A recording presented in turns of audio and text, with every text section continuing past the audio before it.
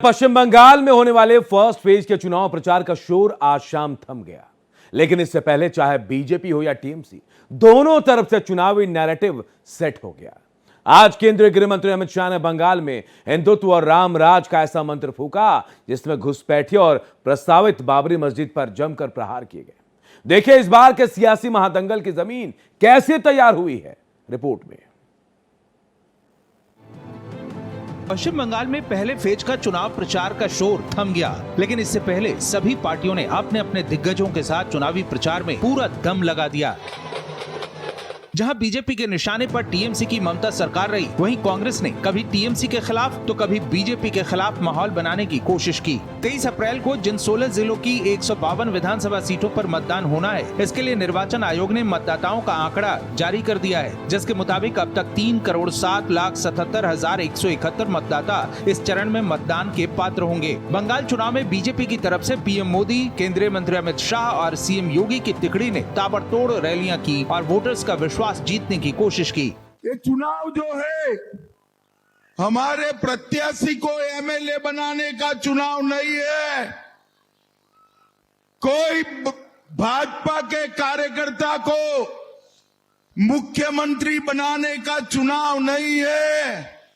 ये चुनाव पूरे बंगाल को घुसपैठियों से मुक्त बनाने का चुनाव है। पहले फेज की ज्यादातर सीटें उत्तर बंगाल की हैं, जहां बीजेपी का प्रदर्शन दक्षिण बंगाल के अपेक्षाकृत बेहतर रहा है। ये चुनाव चाय बागान मजदूरों के अलावा कोच राजवंशी और कामतापुरी तबके की पहचान की लड़ाई के तौर पर भी उभरा है। इस चुनाव के नतीजे दार्जिलिंग पर्वतीय क्षेत्र की गोरखा समस्या के राजनीतिक समाधान का भी रास्ता खोल सकते हैं, जिसके लिए केंद्रीय गृह मंत्री अमित शाह ने अपनी कई रैलियों में भरोसा दिलाया है कि बीजेपी सरकार आने के बाद गोरखाओं को न्याय मिलेगा। बंगाल की सरकार भाजपा की बनते ही 6 माह में हर गोरखा के मुंह पर संतोष वाली हंसी हो, ऐसा समाधान हम निकाल लेंगे। हालांकि महिलाओं और बेरोजगारों के अकाउंट में हर महीने किए जाने वाले रुपयों के ट्रांसफर का वादा भी खूब गूंजा, लेकिन बीजेपी के प्रचार में हिंदुत्व, घुसपैठिया, रामराज और प्रस्तावित बाबरी मस्जिद का मुद्दा छाया रहा। अमित शाह ने दावा किया कि इस बार बंगाल में बीजेपी का ही सीएम बनेगा।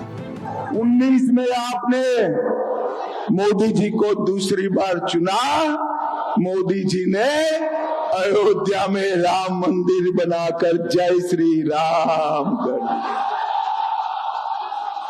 भाइयों बहनों, उसी जगह पे ये मंदिर बना है जहां बाबर ने बाबरी मस्जिद बनाई थी, और ये ममता दीदी और उसका चेला हुमायूं कबीर बंगाल में बाबरी मस्जिद बनाना चाहता है। मुझे बताओ, काठी वालों, चंडीपुर वालों, बंगाल की पवित्र माटी पर बाबरी मस्जिद बननी चाहिए क्या? उधर पहले फेज के अंतिम दौर के प्रचार में अभिनेता और बीजेपी नेता मिथुन चक्रवर्ती खड़गपुर सदर विधानसभा क्षेत्र से बीजेपी उम्मीदवार दिलीप घोष के समर्थन में रोड शो करते हुए नजर आए। वहीं पहले फेज के प्रचार के अंतिम दिन टीएमसी के अभिषेक बनर्जी ने आरोप लगाया कि मणिपुर, उत्तर प्रदेश और मध्य प्रदेश में आदिवासी और महिलाएं सुरक्षित नहीं है। अभिषेक बनर्जी ने अमित शाह को मणिपुर में रोड शो और रैलियां करने की चुनौती दी। এখানে এসে সভা করছে আর বলছে বাংলায় নারী সুরক্ষা নেই, বাংলায় আইন শৃঙ্খলা নেই, আমার অমিত শাহের চ্যালেঞ্জ। আপনি দার্জিলিং এ কার্শিয়ঙে আজকে সভা করেছেন, আপনি দেশের স্বরাষ্ট্রমন্ত্রী, আপনি যদি সত্যি দক্ষ নেতা হন বা দক্ষ মন্ত্রী হন, মণিপুরে কে ক্ষমতায়? মণিপুরে কে ক্ষমতায়? বিজেপি। অমিত শাহের চ্যালেঞ্জ, আপনি কার্শিয়ং দার্জিলিং এ যেভাবে সভা করছেন, 1 মাসের মধ্যে মণিপুরে একটা সভা করে দেখান। সরকার আপনাদের, রাজ্য সরকারে আপনি ক্ষমতায়, কেন্দ্র সরকারে আপনি ক্ষমতায়। इस बार इनके मुताबिक, भाजपा कार्यकर्ताओं के मुताबिक बंगाल में परिवर्तन हो रहा है, क्योंकि सत्ताधारी जो बीजेपी है, माफ कीजिए टीएमसी है, उसने जो यहाँ पर अराजकता और गुंडाराज फैलाया हुआ है, उससे अब बंगाल की जनता मुक्ति चाहती है। सहयोगी धर्मेंद्र के साथ अतुल यादव, भारत एक्सप्रेस, सुकना।